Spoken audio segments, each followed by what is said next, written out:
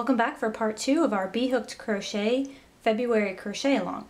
I'm your host Brittany, and in this video we'll be showing you how to sew your granny squares together to construct your purse. For this video you will need your 24 completed squares, a darning needle, and some leftover yarn from your crocheted squares. Our purses are almost finished. Let's go ahead and get started.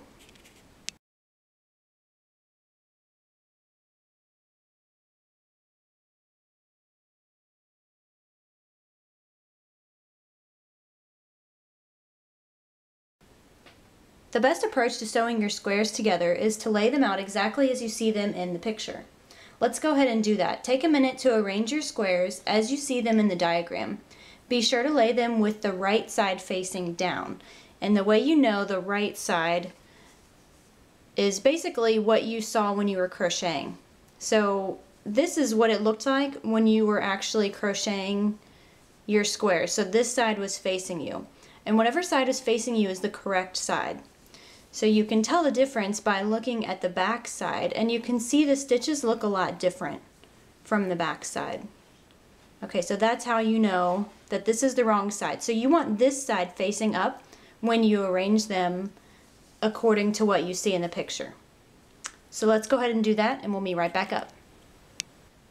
Okay, now that we have all of our squares laid out in the pattern that we need, we can go ahead and start stitching them together. You'll want to thread your darning needle with a few feet of yarn, or however much you feel comfortable working with. We'll be using the whip stitch to sew them together. I've chosen to use the whip stitch as opposed to other methods for two reasons. One, it will leave a nice flat seam on the right side of the purse, and two, it's very beginner friendly. So for the purpose of this tutorial, as you can see, the tote bag is actually quite large in size, and I'm not able to fit the entire thing in the view of the camera. So what I'm going to do here is just demonstrate how I have them all laid out. And as you can see, the edges aren't going to completely fit together right here, but I promise once you stitch them together, you won't see any gaps in between them, and it'll look perfect. But for the remainder of the video, I'm going to go ahead and have the camera in view how I normally have it, so it's pretty up close so you can see exactly which stitches I'm going into. So let me get set up and we'll be right back. Okay, I'm set up and ready to go. I've got a closer view so you can actually see what I'm doing. I went ahead and threaded my needle, and I've got about 3 feet or so of slack here. And now we're ready to get started. So it might be easier for you if you pick up the squares and work on 2 at a time, and that's completely fine. That's actually what I'm going to be doing for this video, because like I said, I can't get everything to fit into the camera screen, so I'm going to be picking up 2 and sewing them together. And the 2 that I'm working on here are one of the points where the handle is going to attach, and that's this one here, and the square that's right next to it. So this is going to be partially down the side. Okay, so this is actually going to fold in half and be like the side of our bag right here. So to make a whip stitch, you simply insert your hook from the same direction each time. So let's go ahead and get a close-up of that. What I'm going to do is I'm taking these 2 squares and I'm putting the right sides together. And I'm going to start from one side, and I'm basically just going to insert my hook in the same direction every time, and that's going to create a whip stitch. Now the next thing we need to keep in mind is which loops we're going to use in order to create our seam. And you can use both loops, okay? You can go under both loops of the V on each of the stitches, but when you do that, it's not going to create a really nice finished edge like we want. So what we're going to do is we are going to be using the back loops of each one.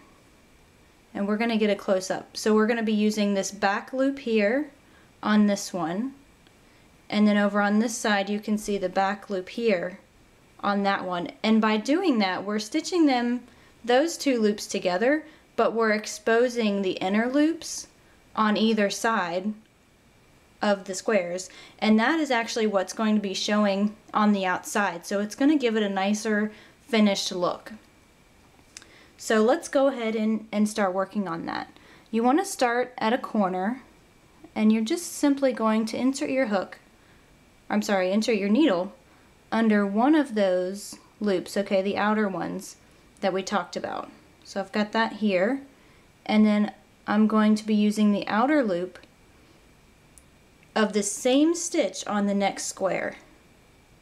Okay, and all we're going to do, I'm actually cutting my yarn, all we're going to do is just pull that through.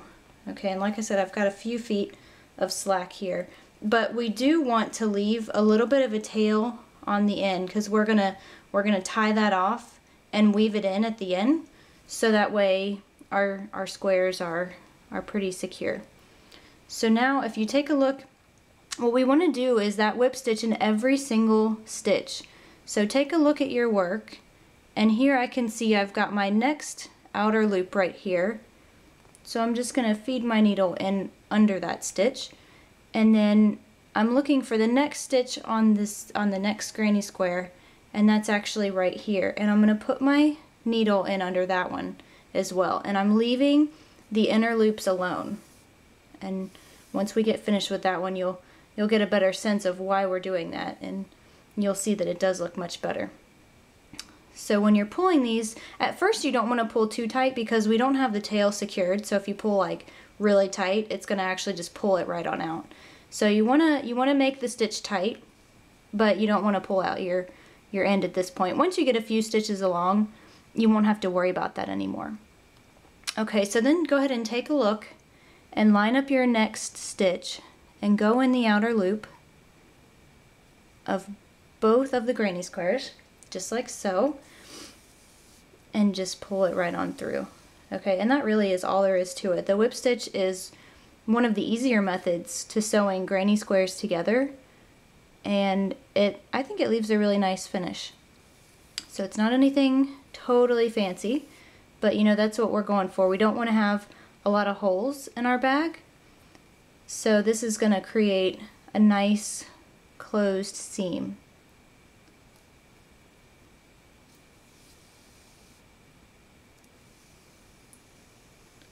So go ahead and finish up stitching in every single stitch. Okay, make sure that you are lining up the proper stitches, and we'll meet back up when you're done. Alright, I've got my first two squares stitched together, and I wanted to come back and show you what mine looks like so you can compare it to yours. These are the wrong sides that are facing here, but I wanted to show you what the whip stitch looks like. And if I can get this up pretty close into focus, you can see my whip stitching line is right here along this line. And see these vertical bars? Those are my stitches. Okay, and so yours should look something like that. You want it to be really clean and nice, and you can see that when you lay this down it's completely flat. And there are other methods of actually crocheting the squares together, and when you do that it creates kind of a ridge, and sometimes you like that, and I've actually created purses with ridges and I really like it. But for this one I wanted to do something a little different. And looking at it from the right side, now this is what's actually going to be facing you, you know, it's going to be visible on the purse. And now you can kind of see what I was talking about and why we were only whip stitching in the back stitches. Because as you can see here, not only are these sewn together almost invisibly, okay, it looks like these are literally, we just stuck them together, and that's exactly what I wanted. So you can see here, each of these two ridges, I've got a ridge right here, and I have a ridge over here. And these are the remaining loops that we didn't work into. And that's why we left them out, because I think it creates a nice clean line. Okay, and so that's what we want throughout our entire project. So make sure that you're working in your back loops only. And basically, you're going to be able to figure out what works best for you. I have found in the past that laying my purse out like this, and like I said, you can't see the whole thing, but I do have the entire pattern laid out here. I like to find the long straight lines in the work and just continue, you know, basically starting from one side and working all the way down that row. So I've found that successful in the past. like I said, you might find it a little bit easier to do 2 at a time because you can pick them up, hold them a little closer to you so you can find those back loops, because I know it is a little bit different, especially if you've never used that method of stitching squares together. So you can try that and see if it works. And you know, once you've sewn several together, it's going to get to the point where it's a little bit bigger, and so you're going to have to kind of bunch the whole thing up and hold it in your hands to make it happen. So go ahead and figure out what works best for you. I'm going to start sewing my squares together, and basically, like I said, what I'm going to do is find the long lines, and I'm going to work all the way down. And when I come back, I will have the complete tote sewn together in a flat pattern. Okay, I'm not going to do any of the folds or creases because I want to show you how to do that. But basically right now, just work on sewing all of your squares together so that you can still lay it out flat. And when you get done, hit play, and we'll be back to show you how to start forming the shape of the tote. Okay, I've finished sewing all of the straight lines. So essentially my tote here is in one big flat piece. Okay, as I said before, it's a little difficult to get the entire tote in the frame of the picture because it's going to be pretty big, but as you can see, what I've done is I have left my tails just hanging there, and you can do the same. We'll take care of those after a while, but the next thing that we want to do is we're going to start forming the shape of our tote. And if you're using the diagram picture that's on my blog, which is on the B.Hooked crochet website, and it's the crochet-along for February, the post. You can find that embedded directly in there, and the link to that post is in the description below. So if you're looking at that post or at that diagram, you will see some dotted lines, and those dotted lines are indicating where the folds need to take place. But it's actually quite simple. You don't really even need to look at that, honestly. You can pick out the center, or what will actually be the bottom fold of the tote, basically just by looking at it. So you're basically going to find there's actually 2 squares, which for me is right here, that's in the middle, and right along that line is where you want to fold it, and that happens to be half of the bag. So basically all you want to do is fold your tote in half, just like so. And now you'll see that this is starting to fit together kind of like a puzzle piece. I'm going to put this side of it in the picture frame here. And you can see here on one half I've got this open space right here, and conveniently on the other side I've got one square that's available to basically fold in half, and I would essentially just sew right along those edges.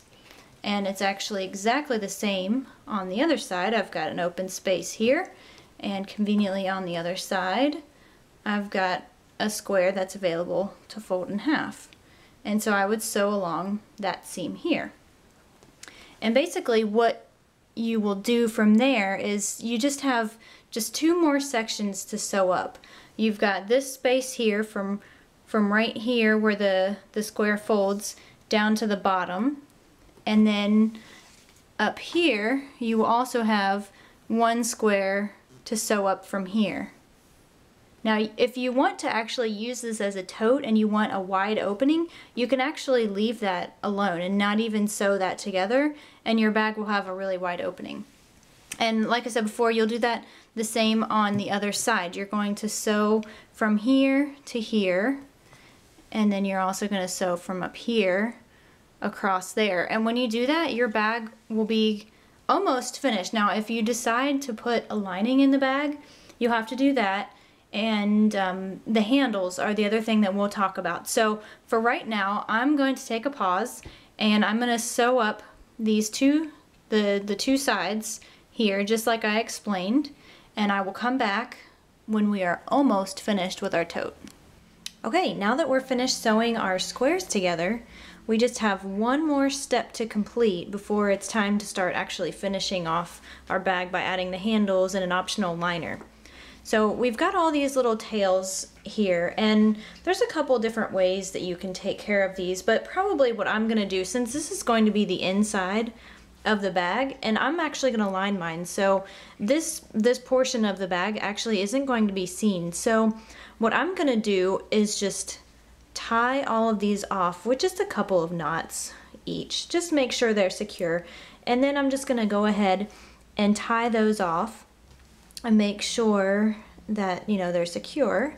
And then I'm just going to trim off the edges. So I've got, you know, in some groups like here, I've got I've got 3 strands where these squares were sewn together, and I'm just grouping 2 of them together and just tying them off with the other one. So you can do it this way. I recommend putting knots in them anyways, and if you're not going to put a liner in your bag, I would recommend weaving in your ends.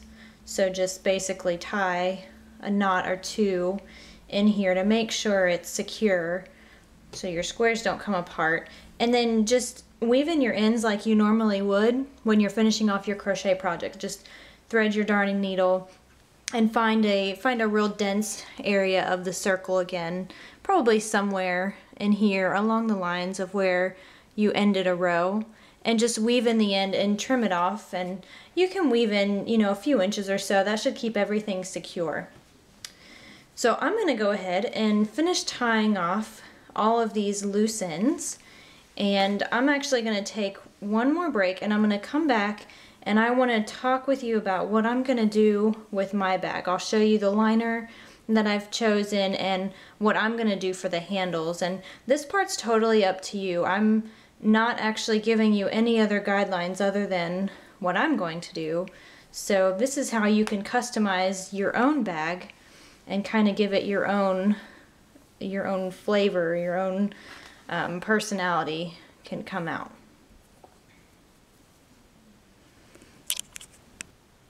Have you chosen your handles yet? There are different ways of attaching handles, and it completely depends on the handles that you've chosen.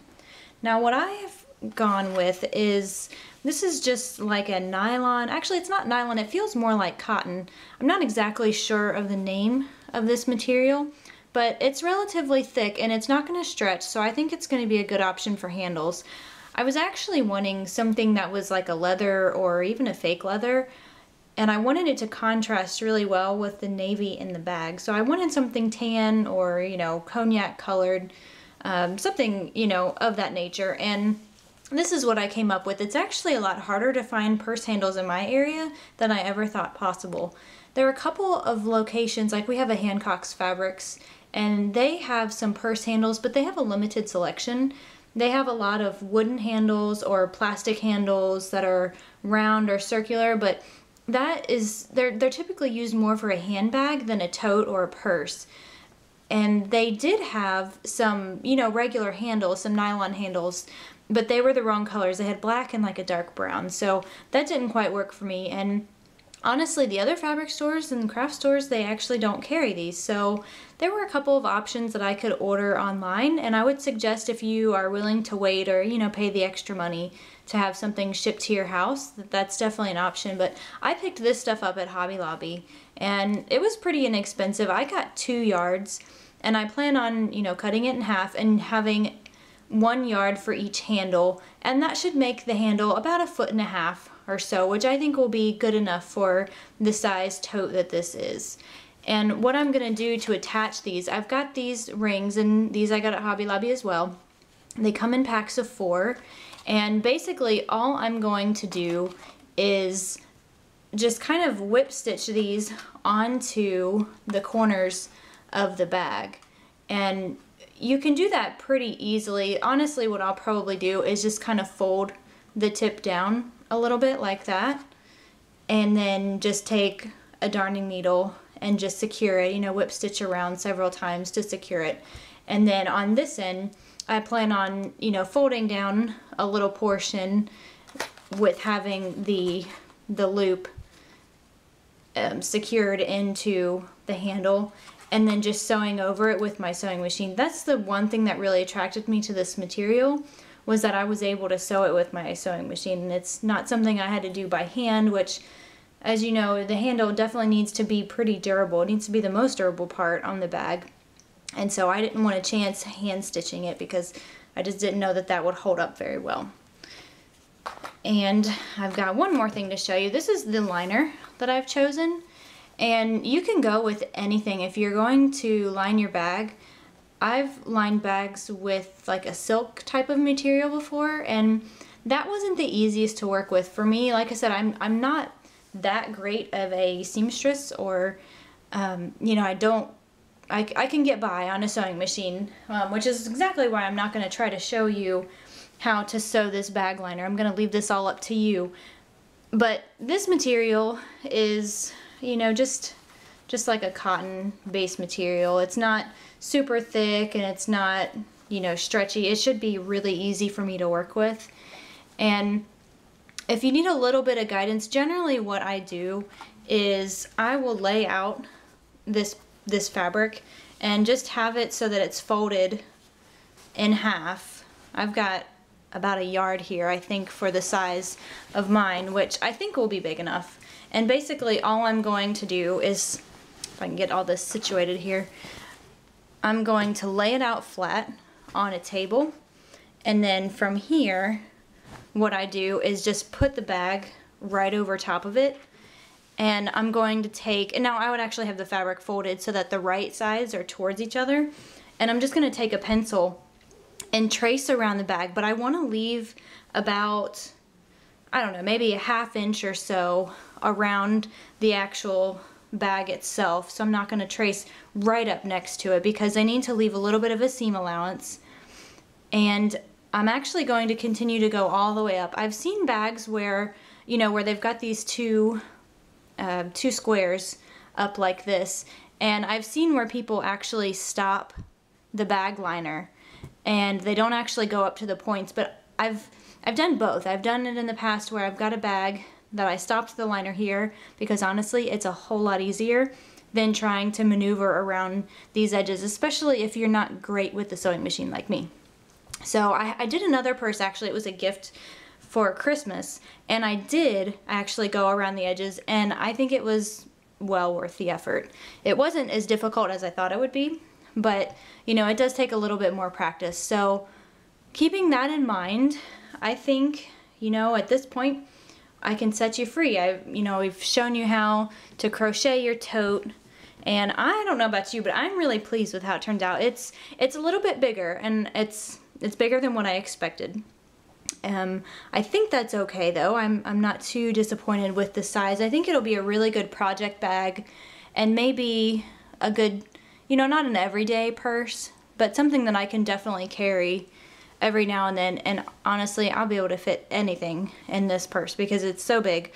But if you're wanting to maybe make a smaller size and you like the layout, I like the shape of this. I think it's a really cool shape. I would recommend maybe on the next granny squares that you do, instead of going out 5 rounds, try going out 4. And I've never done that before, so it'll be an experiment. And if you all finish it, let me know what the dimensions end up being. But I imagine it'll be not significantly smaller than this, but I imagine it will be a little bit smaller. If you need guidance, please post some pictures to the support thread for this crochet along. I'll be glad to help out in any way that I can. Now that thread can be found at the link in the comments below or in the description. And this concludes the video tutorial for the February crochet along. I hope that you've enjoyed making your tote as much as I have, and you're thrilled about carrying it like I am. Once again, please post your questions or your comments in our February crochet along thread. You can also feel free to post some questions here on YouTube. I provided a link in the description below that will lead you to the pattern and the original post for the crochet along, which also has the first part of this video, which shows you how to crochet the granny squares. Until next time, on behalf of B.Hooked Crochet, I'm your host Brittany. We'll see you next time.